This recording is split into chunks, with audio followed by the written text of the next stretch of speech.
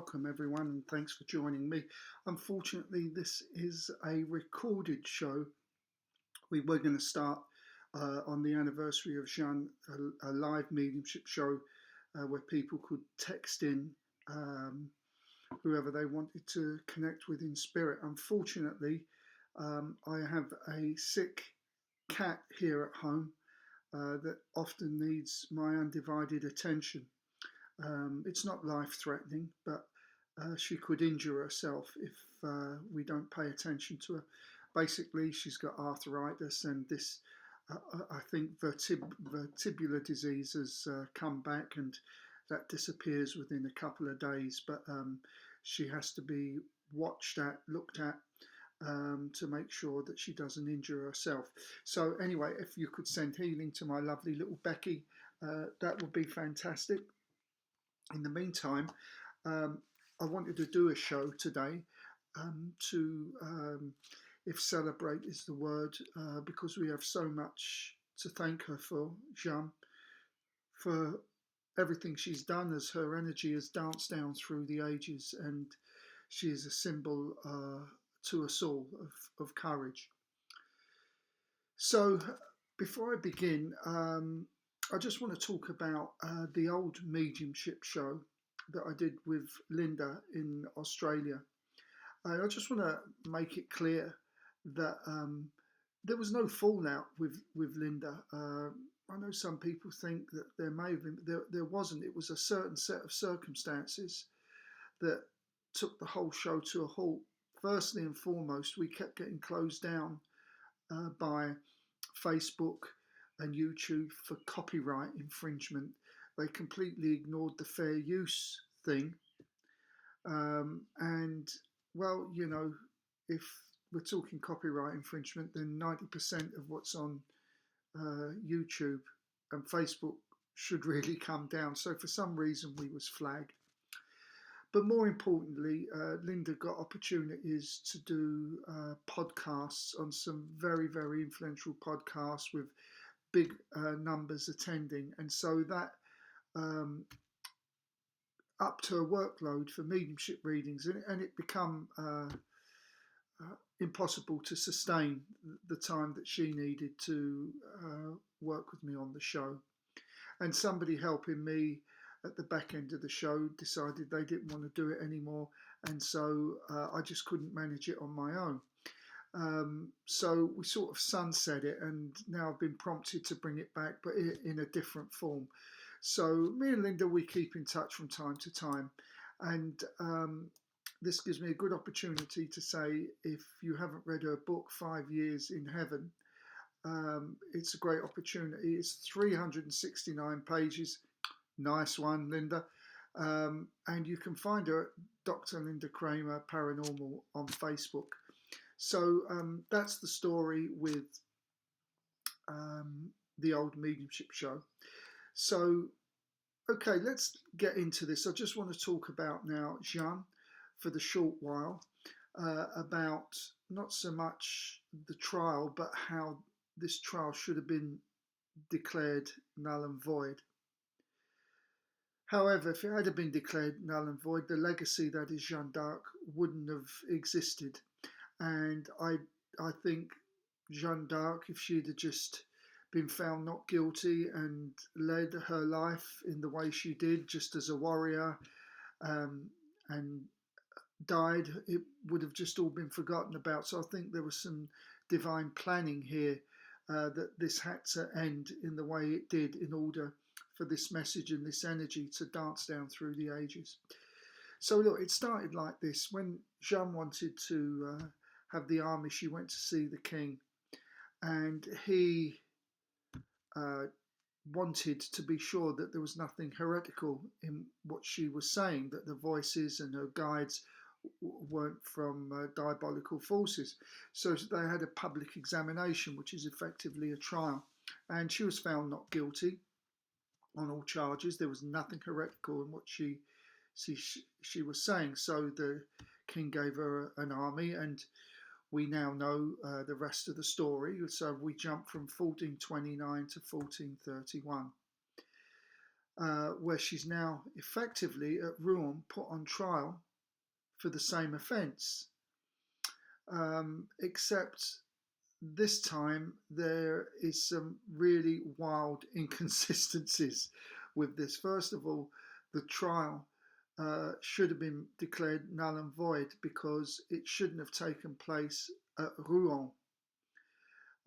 It should have taken place where she was captured at Compiègne, and now Compiègne was under control of the French church that was supportive to the French cause. So if she'd have been tried there, the outcome would have been the same at Poitiers, not guilty. But Bishop Cauchon, probably the man that hated her venomously, very, very much, took no notice of this and decided that it was going to go ahead at Rouen. Now, there was no provision in the law books of Rouen to allow this, to compensate from this, to say that it could go ahead. So just on that fact alone, this was an illegal court hearing. The other aspect to consider is that at the start of the trial, Bishop Cauchon spoke with a formidable lawyer. His name was Jeanne Lohier, and he actually said the process had no value. And he said it for this reason. He said, firstly, because it had not the form of an ordinary process, which was important. Two, it was carried out in an enclosed and shut up place where those concerned were not in full and perfect liberty, as he calls it, to say their full will. Thirdly, the King of France, which this all surrounded, and which obviously the side Jeanne took, he had not been called, nor any who were for him being called. And finally, neither legal document nor articles had been forthcoming. And so there was no guide, as Lohier says, for this simple girl to answer the masters and doctors on great and grave matters, and especially those, as he said, which related to her revelations. So he said he wants nothing to do with this trial. He left, and we pretty much didn't hear from him again. And Cauchon told him that he might remain to see the carrying out of the trial.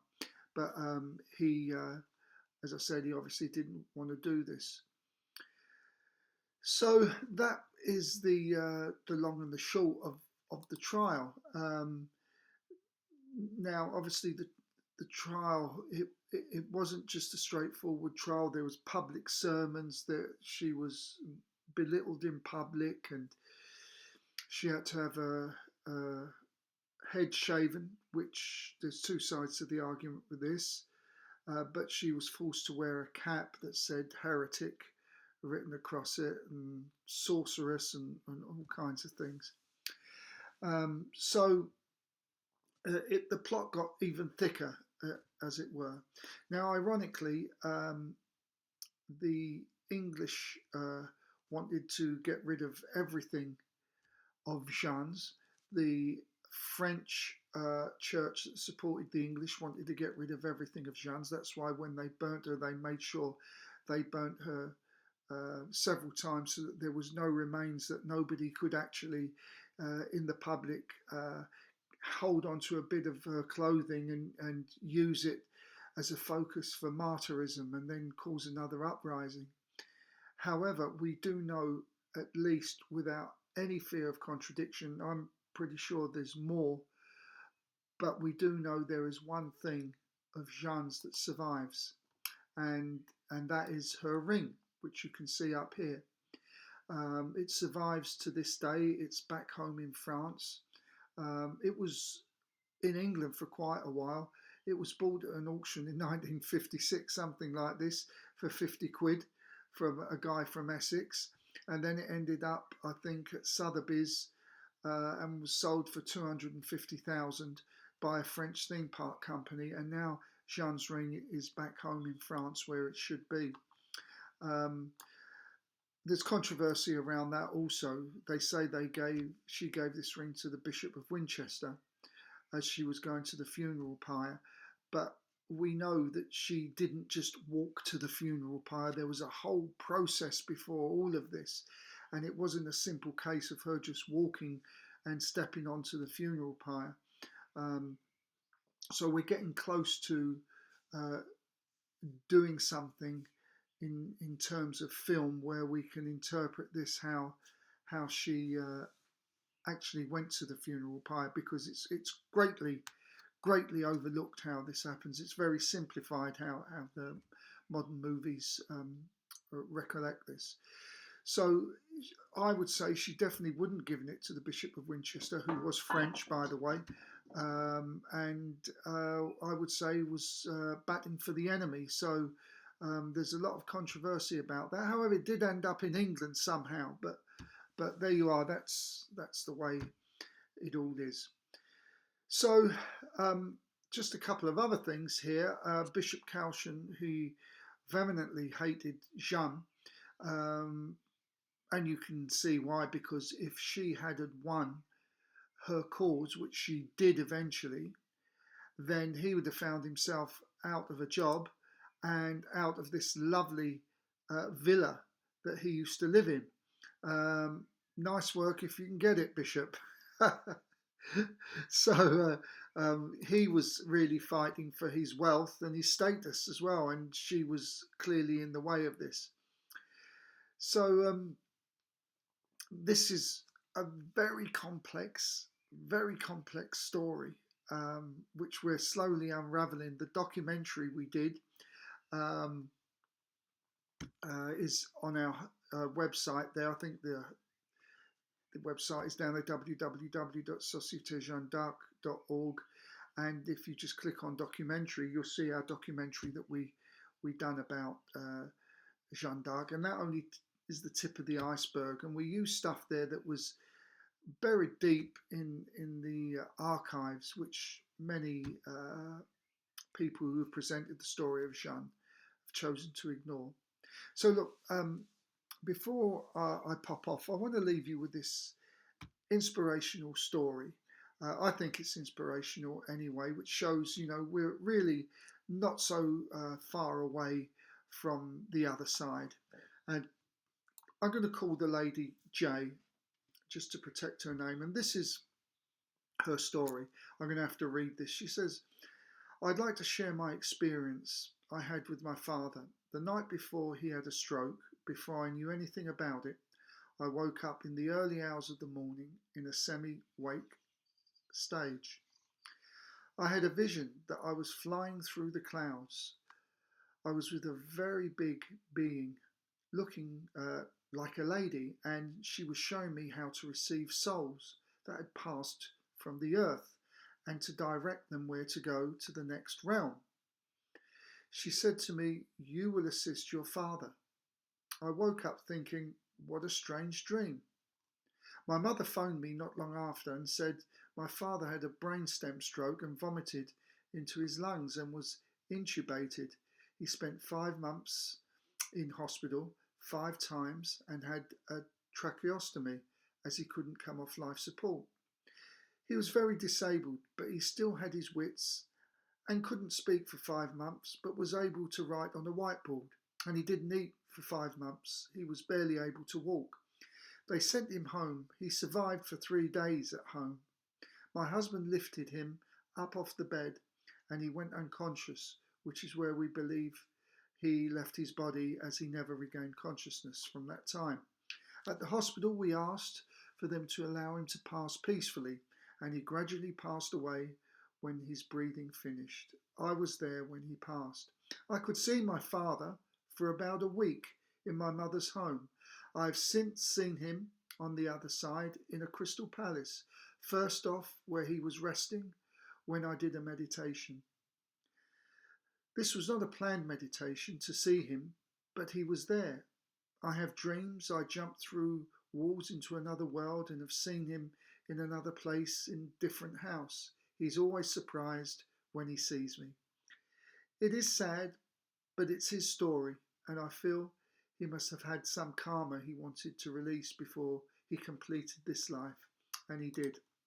And I think what a beautiful story, because you got to see your father in the astral world, and I imagine also you had the opportunity in some form or another to say goodbye.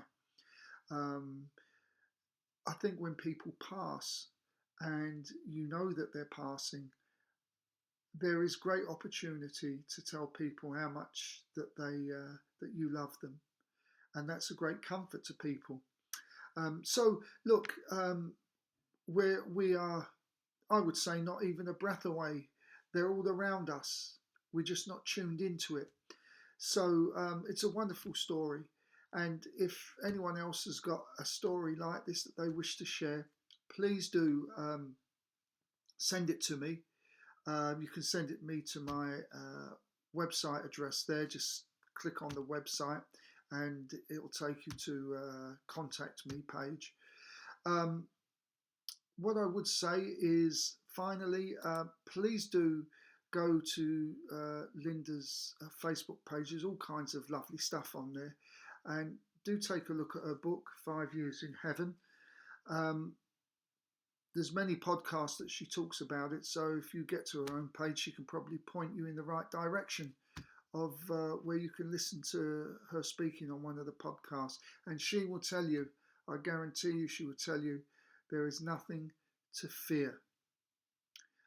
This process of going home, unfortunately, I can say from my perspective only, through Catholicism, has put literally the fear of God into people when they pass, and for the families leaving behind. Yes, it's sad, of course it's sad, but there's nothing to be afraid of. So anyway, look, thanks everyone for your patience, and we couldn't get to do the mediumship show today, but we will do it next week, God willing. Send some healing to my lovely Becky, please. It would be very much appreciated. In the meantime, this is me, Mike Cavalli, signing off. Bye-bye for now.